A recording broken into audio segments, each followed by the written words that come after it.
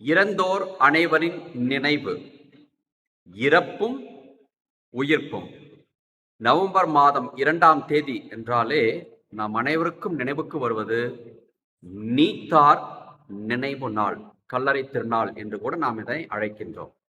ஒரு யதார்த்தமான உண்மை என்னவென்றால், மனிதராக பிறந்த அனைவருமே நிச்சயமாக ஒரு நாள் இறக்கத்தான் வேண்டும், அடக்கம் செய்யப்படத்தான் வேண்டும், இந்த உலகத்தை விட்டு அவர்கள் உயிர் பிரியத்தான் வேண்டும் என்பது நியதி. இது கடவுள் படைத்தது, கடவுள் அப்படித்தான் எழுதி வைத்திருக்கின்றார். ஆனால் மனிதராக பிறக்கின்ற நம் ஒவ்வொருவருக்குமே ஒரு அதீத ஆசை உண்டு. அது என்ன தெரியுமா? யாருமே இறக்க முன்வருவது இல்லை, விரும்புவதும் இல்லை. நான் வாழத்தான் வேண்டும் என்பதில் எல்லோருமே குறியாக இருக்கின்றார்கள். மனிதனின் ஆராய்ச்சிகளும் எண்ணமும் கூட அப்படித்தான் போய்கொண்டிருக்கின்றது. சமீபத்தில் சீன அதிபர் ஜி ஜின்பிங் கூட ஒரு அறிவியல் மாநாட்டில் பேசும் பொழுது, நாம் நிறைய ஆராய்ச்சிகளை மேற்கொண்டிருக்கின்றோம், இந்த ஆராய்ச்சிகளின் வழியாக உடல் உறுப்புகளை நாம் மாற்றுவதன் வழியாக, அதன் திசுக்களை மாற்றி அமைப்பதன் வழியாக இறப்பை தவிர்க்கலாம், தவிர்த்து நீண்ட நாட்கள், ஏன் நீண்ட வருடங்கள் கூட நாம் வாழ்வதற்கு நம்மால் சாத்தியமாக்க கூடும் என்பதை சொல்லியிருக்கின்றார். அது நடக்கப் போகிறதா என்று கேட்டால் ஒருபோதும் நடக்கப் போவதே இல்லை. ஏன் என்று கேட்டால், அவர் அவ்வாறு சொன்னது, அவ்வாறு எண்ணுவது இயற்கைக்கு மாறான ஒரு நிகழ்வு. இயற்கையை படைத்தவரே கடவுள் தான். அப்படி இருக்கும் பொழுது இயற்கைக்கு மாறாக ஒருவர் எண்ணும் பொழுது கடவுளின் எண்ணத்திற்கு மாறாகத்தான் அவர் எண்ணுகிறார் என்பது பொருள். ஆகவே கடவுள் அதை ஒருபோதும் அனுமதிக்க போவதே இல்லை என்பதுதான் உண்மை.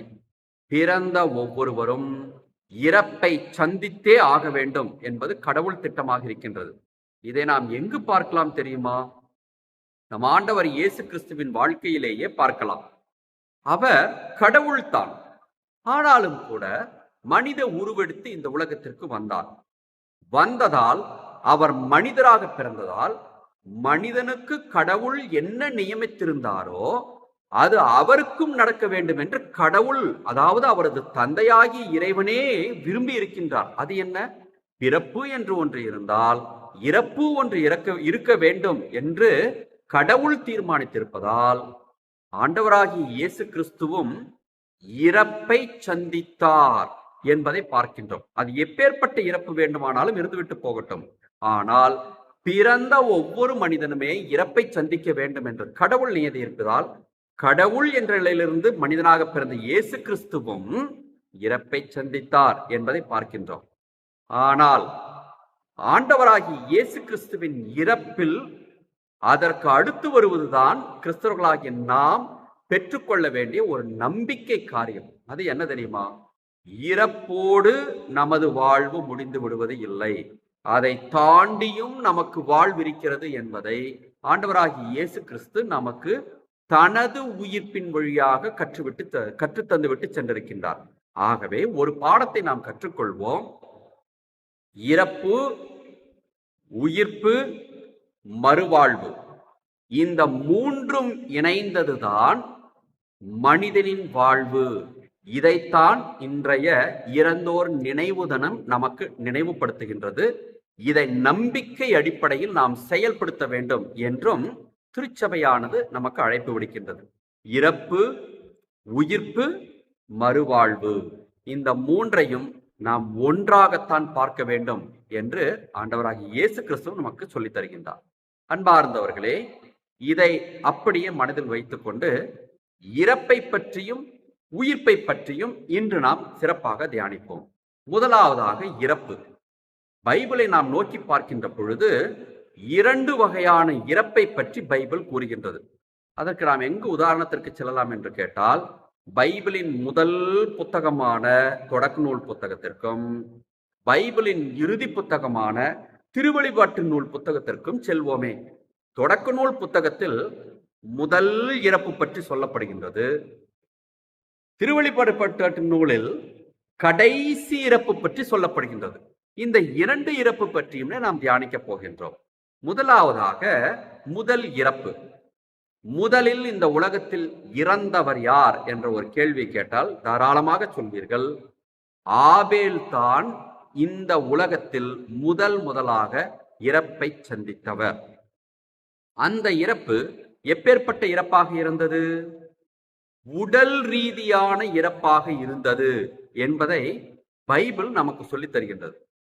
மூன்றாவது விஷயம், உடல் இறந்ததுதான், ஆனால் ஆபேலின் ஆன்மா இறந்ததா என்ற ஒரு கேள்வி வரும் பொழுது ஆபேலின் ஆன்மா இறக்கவில்லை. இதற்கு எப்படி நாம் ஆதாரத்தை காட்டுவது என்று கேட்டால், கடவுளே அதற்கு ஆதாரத்தை காட்டுகின்றார். ஆபேல் இறந்த பிற்பாடு காயினை தேடிக்கொண்டு கடவுள் வந்து காயினிடம் சொன்னது என்ன தெரியுமா? உன் தம்பிக்கு நீ என்ன செய்து விட்டாய், அவன் எங்கே என்று கேள்வி எல்லாம் கேட்டுவிட்டு அவனுக்கு என்ன நான் காவலாளியா என்று பதிலளித்த பொழுது கடவுள் என்ன சொன்னார் தெரியுமா? உன் தம்பிக்கு நீ என்ன செய்து விட்டாய், அவனது ரத்தம் என்னை நோக்கி கூக்குரலிடுகிறதே என்று சொல்கின்றார். அப்படி என்றால் ஆபேலின் உடல் தான் இறந்து விட்டது, அவரது ஆன்மா இறக்கவில்லை. அந்த ஆன்மா கடவுளோடு பேசியது என்பதைத்தான் கடவுளே கீழே இறங்கி வந்து காயினிடம் கூறுகின்றார். ஆகவே முதல் இறப்பு உடலுக்கு இருந்தது, ஆன்மாவுக்கு இல்லை என்பதை கடவுளை தீர்மானமாக சொல்லிவிட்டார். அப்படி உடல் இறந்தாலும் கூட ஆன்மாவுக்கு இறப்பு இல்லை என்பதை நாம் ஆணித்தரமாக விசுவசித்து ஏற்றுக்கொள்கின்றோம். அடுத்ததாக, பரிசுத்தவானாக ஆபேல் இறந்ததால் ஆபேலின் ஆன்மா யாரிடம் பேச முடிந்தது? கடவுளிடம் பேச முடிந்தது என்பதை இந்த நேரத்தில் நாம் உணர்ந்து கொள்ள வேண்டும். இறந்தோர் நாளன்று நாம் தியானிக்க வேண்டிய மிக முக்கியமான ஒரு குறிப்பு இந்த குறிப்பு தான். நாம் இறக்கும் பொழுது பரிசுத்தவானாக இருந்தால் நமது ஆன்மா நிச்சயம் அழிவுறாது. நாம் யாரிடம் பேச முடியும்? கடவுளிடம் பேச முடியும், கூக்குரலிட முடியும் என்பதைத்தான் பைபிளின் முதல் இறப்பானது நமக்கு சுட்டி காட்டுகின்றது. இப்பொழுது பைபிளில் இருக்கக்கூடிய கடைசி இறப்பை பற்றி நாம் போய் பார்ப்போம். திருவெளிப்பாட்டு நூலில் அங்கு பார்த்தோம் என்றால் 19வது அதிகாரம் 2வது வசனத்தில் ஒரு சாவை பற்றி, அழிவை பற்றி நாம் தியானிக்கின்றோம். அது என்னவென்று கேட்டால், அங்கு குறிப்பிடப்படுவது, தன் பரத்தமையால் மண்ணுலகை அழிவுக்கு உட்படுத்தின பேர் போன அந்த விலைமகளுக்கு கடவுள் தீர்ப்பளித்தார் என்று பார்க்கின்றோம். மனித குல அல்லது மண்ணுலக அழிவுக்கு வித்திட்ட பேர் போன அந்த விலைமகள். அப்படி என்றால் இது எதை குறித்து காட்டுகின்றது? ஆன்மாவின் சாவை பற்றி குறித்து காட்டுகின்றது. உடல் ரீதியான இறப்பை பற்றி கடவுள் அங்கு கடைசியில் பேசவே இல்லை. ஆன்மாவின் இறப்பை பற்றி பேசுகிறார். அந்த ஆன்மா எப்படி இறந்து போகின்றது? விலைமகளோடு சேர்ந்து செய்த பாவத்தால் என்று சொல்லப்படுகின்றது. அப்படி என்றால் ஒரே ஒரு பாவம் மட்டும்தான் பெரிய பாவமா என்று கேட்டால் இல்லை, அப்படி இல்லை.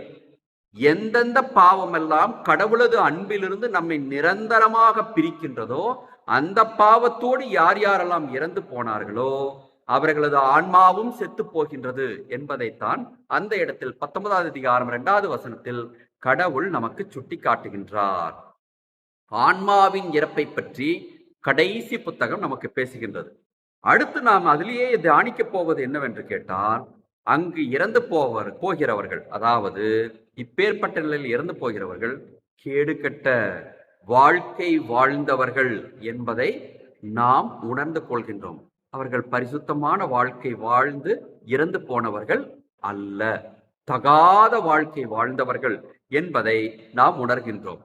மூன்றாவதாக பார்க்கின்ற பொழுது, உடல் இறக்கின்ற பொழுது அவர்களது ஆன்மாவும் சேர்ந்து இறந்து விடுகின்றது என்பதை அதே திருவெளிப்பாட்டு நூலில் கடைசி அதிகாரத்திற்கு முந்தின அதிகாரம், அதாவது 21வது அதிகாரத்தில் 8வது வசனத்தில் கடவுள் நமக்கு சுட்டி காட்டுகிறார். என்ன தெரியுமா? கோழையரின் உள்ளத்தோர், நம்பிக்கை இல்லாதோர், சூனியக்காரர், பொய்யான வாழ்க்கை வாழ்ந்தோர், இப்படி அடுக்கிக் கொண்டே செல்கின்றார்.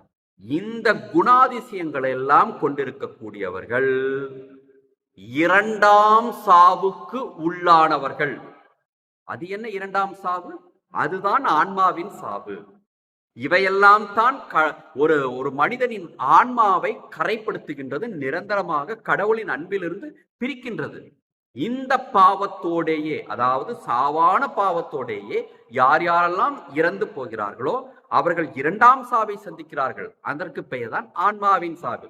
முதல் சாவு உடலின் சாவு, ஆனால் இரண்டாம் சாவு என்பது ஆன்மாவின் சாவு. அவர்களுக்கு விடிவு காலம், மீட்பு என்பதே இல்லாமல் போகின்றது. இங்கு உடலும் அழிந்து போகின்றது, ஆன்மாவும் அழிந்து போகின்றது. ஆன்மா அழிந்து போன காரணத்தால் அந்த ஆன்மா கடவுளிடம் பேச முடியுமா? பேச முடியாது, கூக்குரலோட முடியாது. ஆபேலின் ஆன்மாவை போல அந்த ஆன்மா கூக்குரலிடவே முடியாது. அதுவே அந்த ஆன்மாவுக்கு நிரந்தர அழிவு என்பதை நாம் உணர்ந்து கொள்ள வேண்டும். இப்பொழுது புரிகின்றதா? நல்ல இறப்பும் தீய இறப்பும் எப்படி வேறுபடுகிறது என்று.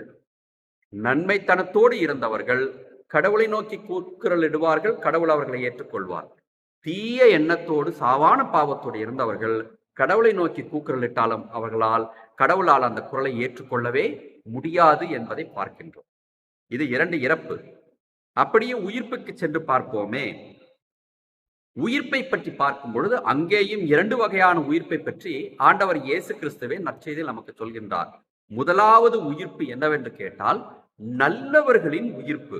அவர்கள் எல்லாம் பாவம் செய்தவர்கள் அல்ல, உயிர்ப்பதே நிலை வாழ்விற்கு செல்லத்தான் என்பதை உணர்ந்து பார்த்து அவர்கள் உயிர்த்தெழுகின்றார்கள். உயிர்த்தெழுந்து எதற்காக செல்கின்றார்கள்? வாழ்வதற்காக செல்கின்றார்கள். அதுவே பொல்லாரின் உயிர்ப்பு அல்லது பாவத்தோடேயே இறந்து போன, அதாவது இரண்டாம் சாவை சந்தித்த ஆன்மாக்களின் உயிர்ப்பை பற்றி பார்ப்போமே. அவர்கள் பாவம் செய்தவர்கள், பாவம் செய்திருந்தாலும் கூட அவர்களும் உயிர்க்கிறார்கள். ஆனால் எதற்காக உயிர்க்கிறார்கள் தெரியுமா? இவர்கள் கடவுளோடு வாழ்வதற்காக உயிர்க்கிறார்கள். பாவம் செய்தவர்கள் முடிவில்லாத தண்டனையை பெறுவதற்காக உயிர்த்தெழுகின்றார்கள். மீண்டும் அவர்கள் சாவைத்தான் சந்திக்கிறார்கள். உயிர்த்தெழுந்தாலும் கூட அந்த ஆன்மா உயிர்த்தெழுந்து பிரயோஜனமே இல்லை என்பது இயேசு கிறிஸ்து நமக்கு நற்செய்தி வாயிலாக சொல்லக்கூடிய செய்தி. பார்ந்தவர்களே, இறந்தோர் தினமாகிய இன்று இறப்பை பற்றியும் தியானித்தோம், உயிர்ப்பை பற்றியும் தியானித்தோம், மறு உலக வாழ்வை பற்றியும் தியானித்தோம். இரண்டு வகையாக இறக்கின்றார்கள், இரண்டு வகையாக உயிர்க்கிறார்கள், இரண்டு வகையாக மறு உலக வாழ்வை பெற்றுக் கொள்கிறார்கள். நல்லது செய்து இறந்தோர் நல்லதற்காக உயிர்த்தெழுகின்றார்கள், மறு உலக வாழ்வில் நிரந்தரமாக கடவுளோடு வாழ்கின்றார்கள். அதுவே சாவான பாவத்தோடு இறந்தவர்கள், அவர்களும் இறந்து அடக்கம் செய்யப்படுகிறார்கள், உயிர்த்தெழுகிறார்கள், நிரந்தரமாக பாதாளத்தில் வதைக்கப்படுகிறார்கள். உணர்ந்து பார்ப்போம். இறந்தவர்களுக்காக இன்று நாம் வேண்டுவது நமது நம்பிக்கை. கடவுள் சொல்லி தந்திருக்கின்றார். அதுவே வாழ்கின்ற நாமும் இறப்பை சந்திக்கப் போகின்ற ஒரு நாள் என்ற உணர்வோடு நல்லவர்களாக வாழ்வோம். அப்பொழுதுதான் நல்லவர்களாக உயிர்க்க முடியும், நல்லவர்களாக மறு உலக வாழ்வில் இயேசு கிறிஸ்துவோடும் வாழ முடியும்.